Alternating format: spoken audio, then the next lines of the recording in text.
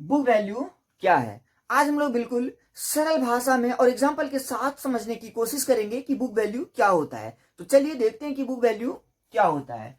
मान लीजिए कि एबी लिमिटेड एक कंपनी है और हर एक कंपनी के पास दो चीजें होती है। पहला एसेट्स, एसेट्स का मतलब कंपनी के पास कुल पूंजी या संपत्ति जो होता है उसे ही एसेट्स कहते हैं। और दूसरा कंपनी का लाइबिलिटीज, लाइबिलिटीज कंपनी के ऊपर जो भी कर्ज होता है उसे ही हम लोग लाइबिलिटीज कहते हैं।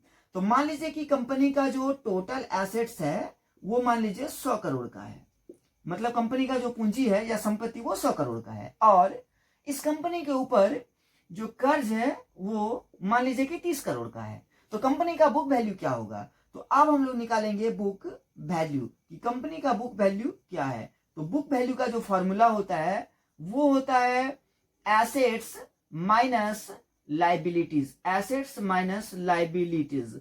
मतलब कंपनी के पास जितना भी पूंजी या संपत्ति है उसमें से जब कंपनी के कर्ज को माइनस कर देते हैं, लाइबिलिटीज को माइनस कर देते हैं, और उसमें से जो बचता है उसे ही बुक वैल्यू या कंपनी का नेटवर्थ कहते हैं। तो यहाँ पे कंपनी का जो एसेट्स है वो 100 करोड़ का है और कंपनी के ऊपर जो लाइबिलिटीज है वो 30 करोड़ का है।